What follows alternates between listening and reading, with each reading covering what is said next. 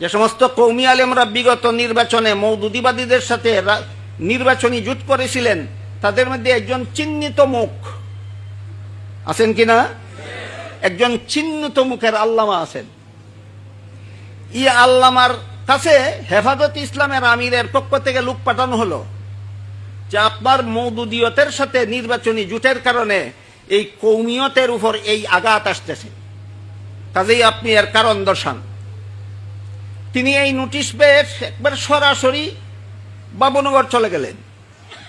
হেফাজতের আমিরের সাথে সাক্ষাৎ করে বলে আসলেন, আমার জোট ইমান আকিদার জোট নয়, আমার জোট নির্বাচনী জোট। কাজেই এই জোট করা সত্ত্বেও মওদুদিদের আকিদা আলাদা, আমাদের আকিদা আলাদা, এটা কোনোদিন একাকার হবে না। আমি মনে করি ওইখানে গিয়ে তিনি এই বক্তৃতাটা দিয়েছেন হেফাজতের আমিরকে আইওয়াশ করার জন্য। এই বক্তৃতাটা তিনি সেখানে গিয়ে দিয়েছেন কিসের জন্য? আইওয়াশ করে। আমি কেমনে বললাম, এবার শুনুন তার প্রমাণ। সেখানে গিয়ে এই বক্তৃতা দিলেন যে মওদুদিদের আকিদার সাথে আমাদের আকিদার কোনো মিল নাই, আমাদের আকিদার সাথে মওদুদির আকিদার কোনো মিল নাই। আমি জোট আকিদার ব্যাপারে করিনি, আমি জোট নির্বাচনের ব্যাপারে করেছি। সেই বক্তৃতা দিয়েছেন সেখানে গিয়ে। বাইরে এসে তিনি যে বক্তৃতা দিয়েছেন সেটা হলো খুব সেনসিটিভ কথা, সেটা হলো নিজেদের আকীদাকে সংশোধন করতে হবে। কি সংশোধন করতে হবে? আকীদা বললেই তো কিছু মানুষ মনে করে যে সালাফিরা যে আকীদা শিখায়, তাওহীদের আকীদা। আমি জানি না যে এই পর্যন্ত এই আকীদার মধ্যে তেমন কোনো পার্থক্য সালাফি, হানাফি, শাফি, হাম্বলি, মালিকি আকীদা নিয়ে যে এত গর্জন আর এত আলোচনা, কি আলোচনা! শেষ পর্যন্ত আলোচনায় গিয়ে তারা আল্লাহকে আরশে আছে, আল্লাহ সব জায়গায় আছে, এরকম এমন কিছু সূক্ষ্ম আলোচনার মধ্যে গিয়ে তারা আকীদাকে ঢুকায়। এইরকম আকীদার সংশোধন নয়। একটা আকীদার সংশোধন হইতে হবে, এবং সেটা উম্মার আকীদার সংশোধন হইতে হবে। এটা সালাফিদেরও সংশোধন হইতে হবে, হানাফিদেরও সংশোধন হওয়া লাগবে, সুন্নিদেরও এই আকীদার সংশোধন হওয়া লাগবে, দেওবন্দীদেরও এই আকীদার সংশোধন হওয়া লাগবে, আহলে হাদিসদেরও এই আকীদার সংশোধন হওয়া লাগবে। গোটা দুনিয়ার সকলের এই আকীদার সংশোধন না হওয়া পর্যন্ত মুসলমানদের মুক্তির পথ তারা খুঁজেই পাবে না। আজকাল আকিদা নিয়ে বড় বাড়াবাড়ি করা হচ্ছে। দেখেন এখনের বক্তৃতার ভঙ্গিটা দেখুন। আজকাল আকিদা নিয়ে বড় বাড়াবাড়ি হচ্ছে। এই বাড়াবাড়ি ঠিক নয়। আসলে সালাফিদেরও আকিদা সংশোধন করা দরকার, দেওবন্দীদেরও আকিদা সংশোধন করা দরকার, হানাফিদেরও আকিদা সংশোধন করা দরকার। তার এই বক্তব্য আমার কাছে সংরক্ষিত আছে। তার এই বক্তব্য আমার কাছে এই বক্তব্যের রেকর্ড আমার কাছে সংরক্ষিত আছে। আপনারা কেউ দেখতে চাইলে অথবা ডাউনলোড করে নিতে চাইলে নিতে পারেন। ওইখানে গিয়া বলেন মওদুদিদের আকিদা আলাদা, দেওবন্দীদের আকিদা আলাদা, আমি একাকার করার পক্ষে নই। বাইরে এসে বক্তৃতা দিয়া বলেন আজকাল আকিদা নিয়ে বড় বাড়াবাড়ি করা হচ্ছে।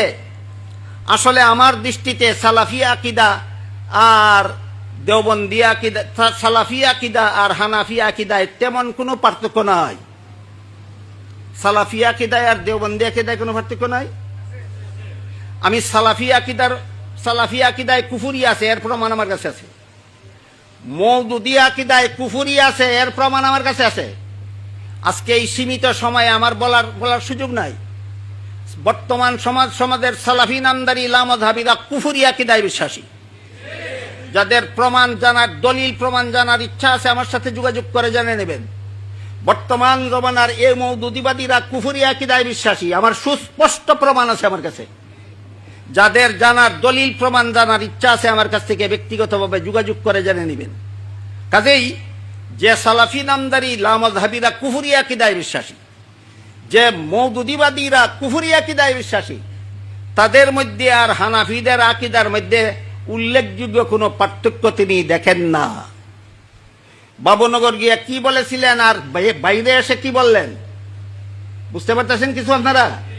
সেখানে গিয়ে কি বলেছিলেন আর এখানে এসে কি বললেন? আমি আজকের এই সেমিনারে যোগদানকারী সর্বস্তরের উলামায়ে কেরামদের কাছে জানতে চাই দেওবন্দীদের আকীদায় কোন জায়গায় ভুল আছে এতদিন যাবত আপনি বলেননি কেন? হানাফিদের আকীদায় কোথায় ভুল আছে আপনি এতদিন যাবত বলেননি কেন? সুতরাং তার এই বক্তব্যের দ্বারা ওই বাবুনগরের বক্তব্য ঠিক থাকে না, রহিত হয়ে যায়। এই জন্য বলেছি বাবুনগরের বক্তব্য ছিল হেফাজতের আমিরকে আইওয়াশ করার অপকৌশল। বাবুনগরের বক্তব্য ছিল হেফাজতের আমিরকে আইওয়াশ করার অপকৌশল। হাদিসে একটা কথা আছে, আহলুল জান্নাতে বুলহুন, জান্নাতি বুজুর্গরা অত্যন্ত সাদা সিধা হয়ে থাকেন। আমি মনে করি আমাদের হেফাজতের বর্তমান আমির সাহেব, ইনি আশা করি ইনি জান্নাতি হবেন। এই জন্য উনি অত্যন্ত সাদা সিধা, ইনি কোনটা বাস্তব আর কোনটা আইওয়াশ মনে হয় টের পাননি। এই জন্য তিনি তার মাথায় হাত বুলিয়ে ঝাড়ফুঁক করে দিয়েছেন।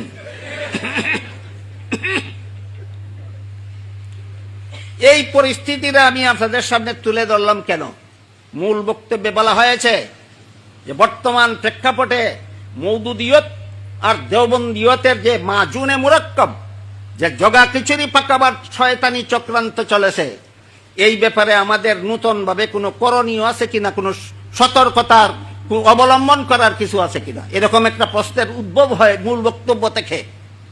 এই প্রসঙ্গে আমি বলতে চাই, এই মুহূর্তেই সময় সমস্ত কওমি আলেম, কওমি ছাত্রদেরকে মওদুদিয়ত আর দেওবন্দিয়তের পার্থক্য পরিষ্কারভাবে বুঝিয়ে দেওয়া দরকার।